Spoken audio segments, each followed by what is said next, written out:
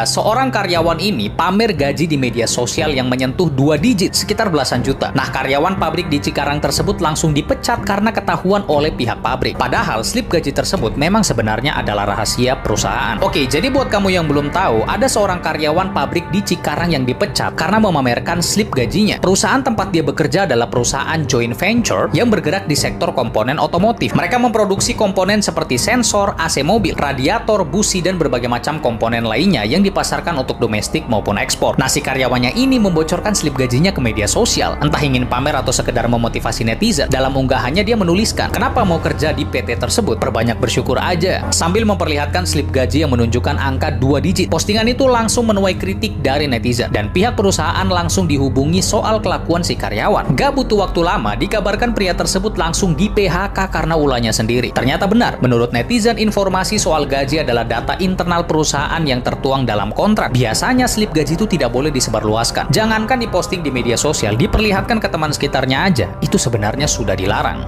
Wanita ini dengan tegas memperlihatkan bahwa ain itu ternyata adalah sesuatu yang nyata. Diperingatkan oleh agama, banyak yang tidak peduli. Namun kisah dari wanita ini akan membuat kamu belajar bahwa jangan banyak pamer di medsos. Jadi, cerita ini disampaikan oleh seorang netizen. Pada intinya, dia itu sudah menjalankan usaha dengan sang suami dan berjalan sukses. Jadi, dia dan suaminya ingin memperlihatkan hasil kerja keras mereka selama ini, yaitu mobil dan rumah. Nah, karena postingan ini tentu saja banyak dilihat orang kan. Kita tidak tahu apa isi hati seseorang, apa perasaan seseorang kepada kita. Dan benar saja setelah memposting mobil dan rumah tersebut, 1 jam setelah foto mobil diunggah, tiba-tiba dia kena musibah. Mobil yang mereka tumpangi ditabrak dari belakang oleh bus. Alhamdulillah, satu keluarga masih selamat. Wanita ini hanya membagikan pengalamannya dan menasehati diri sendiri agar lebih berhati-hati lagi. Lebih baik jangan diumbar-umbar tentang harta yang dimiliki. Penyakit ain itu nyata, teman-teman. Dan bukan hanya dapat membuat benda atau harta yang kita sayangi lenyap, namun juga dapat mempengaruhi kesehatan kita, aktivitas kita, dan produktivitas kita. Itu bisa terpengaruh karena ain. Jadi bijaklah dalam memposting sesuatu karena kita tidak tahu isi hati seseorang.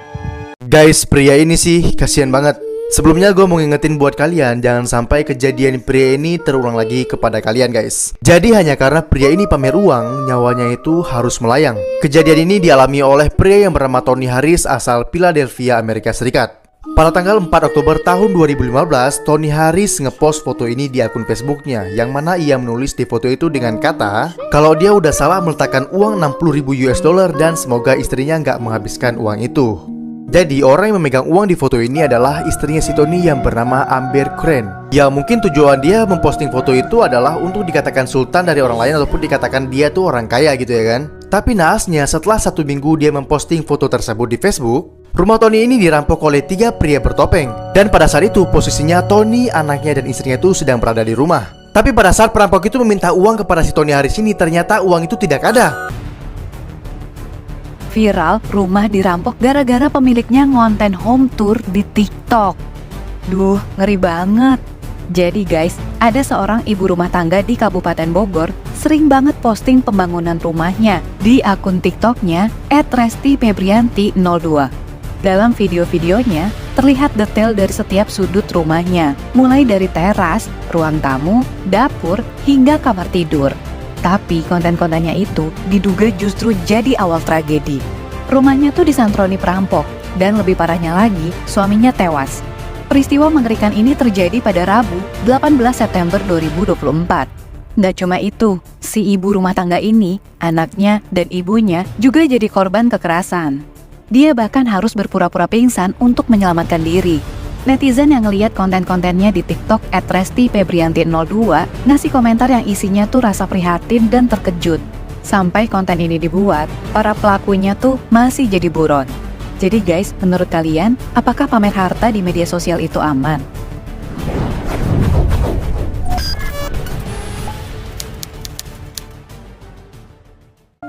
Gak pernah mereka sangka, flexing ini justru akhirnya menghancurkan hidup mereka sendiri.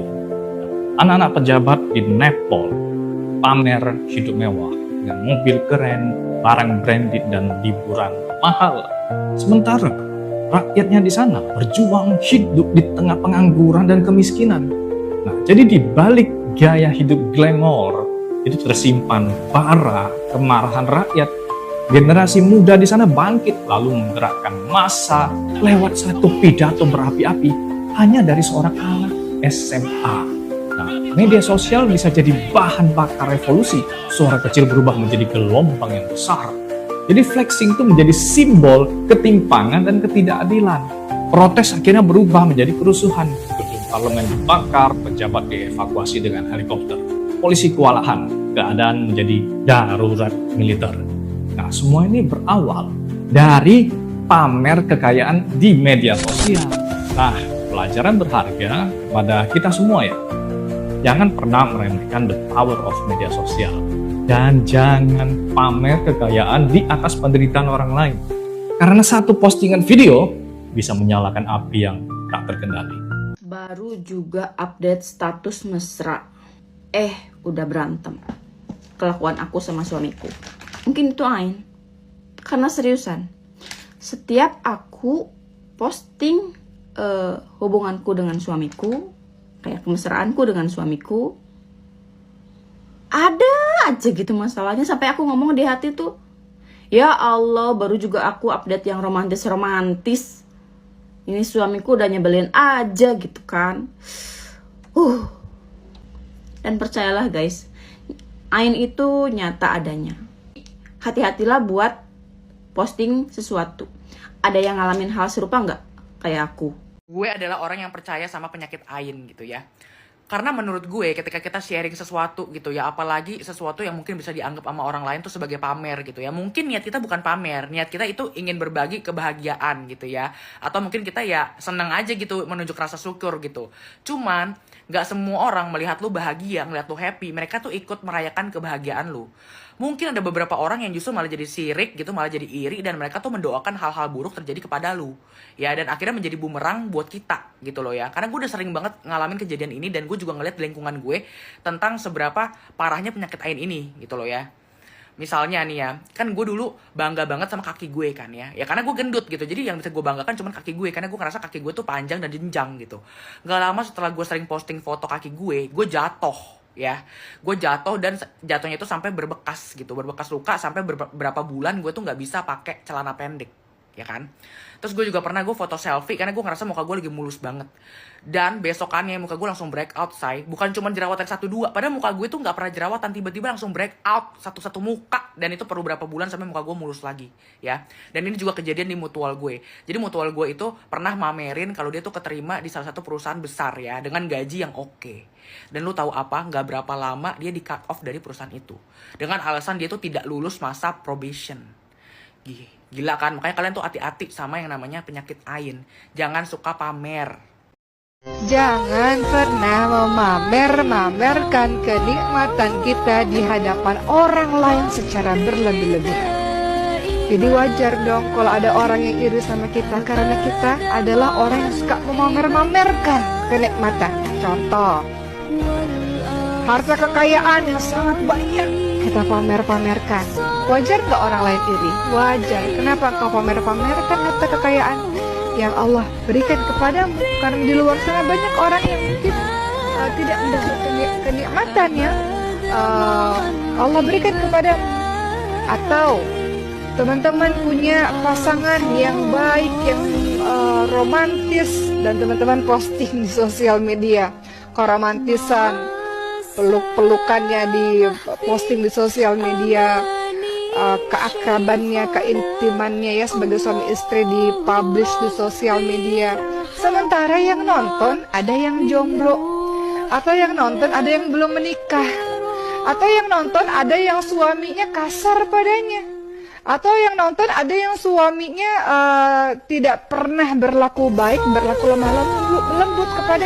Kita kalau punya planning ke depan, jangan dibocorin semua, apalagi di media sosial. Terkadang yang membuat planning dan rencana kita tuh gagal gara-gara ketidaksukaan orang lain mengetahuinya.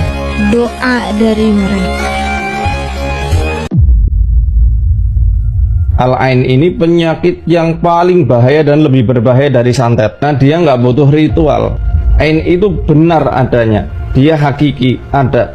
Kalau ada sesuatu yang bisa mendahului takdir, maka Ain yang bisa mendahuluinya. Kemudian dalam hadis lain riwayat Bukhari dikatakan, banyakan yang meninggal di umatku setelah takdirnya Allah adalah karena lantaran ain. Ain itu kalau saya simpulkan dari banyaknya pendapat ulama yang mentakrif atau mendefinisikannya, itu adalah sebuah energi negatif yang terlesat dari kekaguman yang terekspresikan secara spontan, baik dari ucapan, sentuhan maupun ekspresi gerakan. Contohnya gini, ada dalilnya di hadis riwayat Ibnu Majah. Ada dua orang sahabat Ahlul Badar, namanya Sahal bin Hunayf dan Amr bin Rabi'ah radhiyallahu anhuma. Sahal adalah laki-laki yang punya kulit mulus, nggak ada panuhnya, nggak ada bekas koreng, mandi. Zaman dulu mandi kan nggak kayak gini, ada toilet atau kamar mandi kan, ada skapnya. Kelihatan nama Amr bin Rabi'ah, sebagian kulitnya yang sangat putih. Kemudian Amr bin Rabi'ah mengatakan, aku tidak pernah melihat kulit seindah yang aku lihat pada hari ini. Seketika langsung jatuh Sahal bin Hunayf, kejang-kejang dibawa ke Rasulullah. Kemudian beliau mengatakan, atas dasar apa salah seorang di antara kalian hendak membunuh saudaranya? Kalau kalian mengagumi suatu nikmat yang ada pada saudaranya, hendaklah mendoakan keberkahan. Jadi kalau dalam Islam itu kadang barakallahu fiik, artinya semoga Allah berkahi kamu. Atau kalau orangnya jauh, semoga Allah berkahi prestasinya, Allah berkahi rumah barunya, Allah berkahi gadgetnya, anak-anaknya dan lain-lain. Karena kisah orang yang kena ain itu banyak. Kita kedatangan pasien itu justru lebih banyak orang yang kena ain daripada kena sihir atau gangguan jin.